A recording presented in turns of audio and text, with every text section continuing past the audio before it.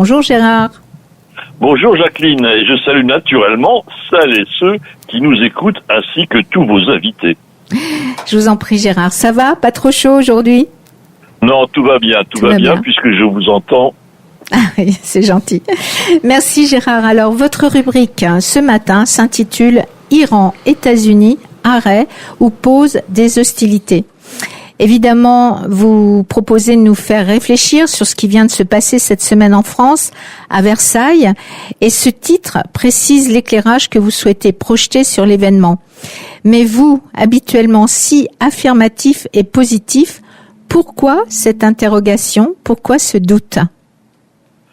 Merci Jacqueline pour cette remarque, mais voyez-vous, elle ne fait que renforcer l'importance de mon interrogation sur le contenu et les conséquences de la signature de ce protocole.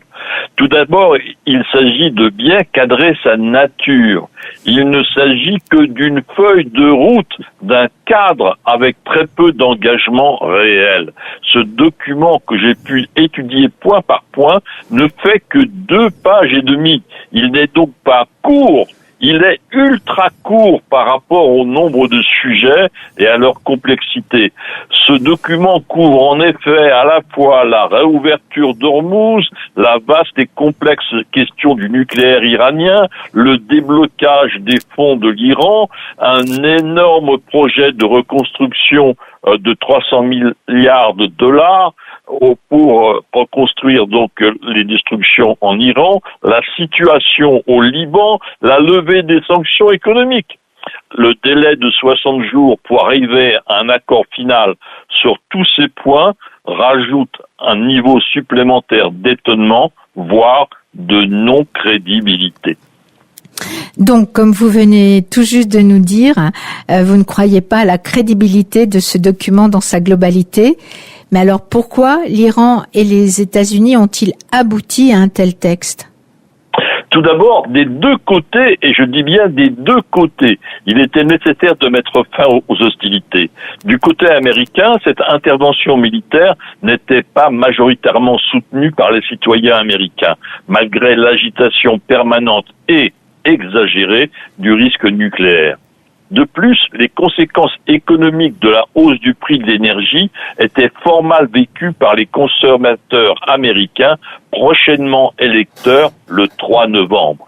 Il s'y ajoutait la pression diplomatique internationale sur Washington.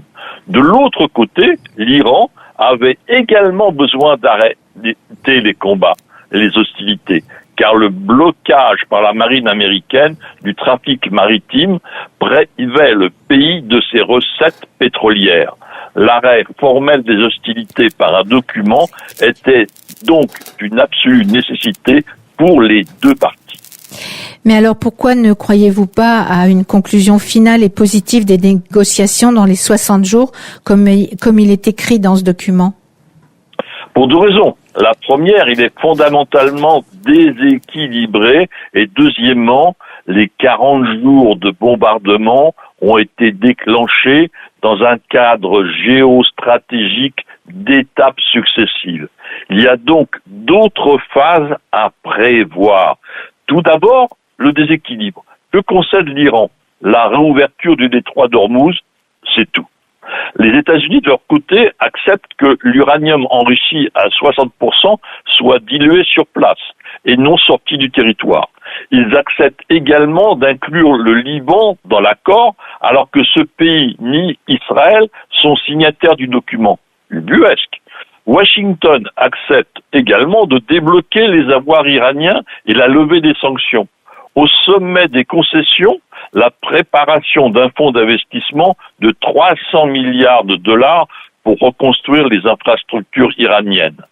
C'est à la fois, pardonnez-moi l'expression, Alice au pays des merveilles et les contes des 1001 nuits. Comment, Gérard, pouvez-vous expliquer un tel déséquilibre au détriment des États-Unis? Le gouvernement américain avait absolument besoin de la réouverture du détroit d'Ormuz. Et j'oserais ajouter à n'importe quel prix. Ce retour à la normale apporte un apaisement économique et politique absolument nécessaire aux États-Unis et au monde. Les concessions américaines à court terme ne sont donc acceptables que si elles sont compensées par des avantages à venir de long terme. C'est ici que se place le deuxièmement de tout à l'heure. L'accumulation des étapes précédentes annonce immanquablement des étapes à venir. Cet accord n'est pas une fin, mais une pause. Je suis sûre que vous pouvez nous éclaircir sur cela, Gérard. Avec plaisir, Jacqueline. Cette guerre en 2026 est intervenue après celle des 12 jours de 2025, préparée elle-même par des raids israéliens sur l'Iran en 2024. Ces opérations ont eu lieu après la réduction des alliés du régime iranien, le Hamas, le Hezbollah, les Houthis, et la chute du régime syrien. Apparaît alors cette stratégie globale de déconstruction étape après étape du régime iranien. D'autres opérations de ce plan sont donc à venir. Le régime iranien a fait face à Washington. Maintenant, il se retrouve face à son propre peuple. Le régime et son peuple. La prochaine confrontation est là. Ce qui a été signé n'aura alors plus d'importance. La chute du régime est l'objectif. Voilà, encore une fois, votre approche méthodique et rationnelle est tout aussi déconcertante, Gérard. Donc, nous aurons besoin d'autres rendez-vous pour faire ce bilan sur ce surprenant monde iranien. Je crois que un de mes invités, Marwan, a une question à vous poser, donc je lui tends le micro. Volontiers.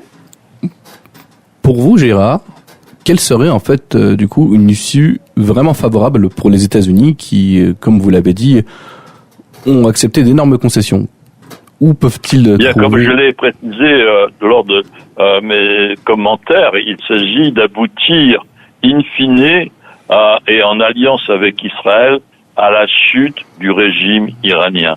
Voilà l'ensemble des étapes que nous avons vécues depuis le 7 octobre 2023, la réponse israélienne à l'attaque du Hamas, la réponse israélienne aux interventions du Hezbollah, etc. sur les Houthis, l'ensemble de ces dispositifs, la guerre des 12 jours, la guerre des 40 jours, voyez-vous, ces étapes sont là, n'interviennent pas par hasard, elles sont l'objet d'une planification systématique et l'objectif final, alors qu'il sera atteint cette année, l'année prochaine, dans 2 ans, je ne sais pas, mais la mécanique stratégique géopolitique est en place pour aboutir in fine à la chute du régime par une révolte interne que nous avons vue déjà en Iran intervenir en 2019, en 2022 et en 2025-26, mais cette fois-ci avec un régime totalement affaibli et avec une économie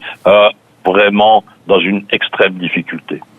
Vous penserez que justement les États-Unis pourront essayer de placer un nouveau gouvernement en Iran qui leur sera allié? Ce ne sont pas les États-Unis qui placeront. Et les États-Unis et Israël aident en déséquilibrant le régime à faire en sorte que le peuple réussisse à se soulever avec efficacité. Peut-être cette fois-ci sera-t-il armé. Il y a des armes qui circulent au Kurdistan iranien. Il y a des armes qui circulent dans le Baloutchistan, à savoir l'autre province à l'extrême est du pays. Donc il y a une résistance iranienne qui existe, dont on ne parle pas, hélas, mais il y a des centaines, des milliers de petites unités de résistance dans l'ensemble du pays qui sont prêtes et qui participent tous les jours à des lancements de cocktails Molotov sur des bâtiments, à des destructions d'affiches du régime, à des distributions de tracts, à des collages à l'effigie du leader de la résistance iranienne. Donc voyez-vous, il y a un bouillonnement intérieur dont on ne parle pas, mais qui existe. Merci. Merci Gérard pour ces précisions et au plaisir de pouvoir échanger sur d'autres sujets. Merci Marwan. Marwan. Vous avez mes coordonnées par Jacqueline. Merci beaucoup Marouane et merci Gérard toujours pour cette fine analyse qui, je dois l'avouer, nous n'en avions probablement pas conscience. Enfin, beaucoup d'entre nous n'avions pas conscience de tous les enjeux mis en place. Voilà, chers auditeurs, c'est ainsi que se termine la chronique de Gérard Vespierre. Vous pouvez retrouver toutes ses interventions sur son site www.lemondedécrypté.com. L'abonnement y est gratuit. Merci Gérard et à très bientôt.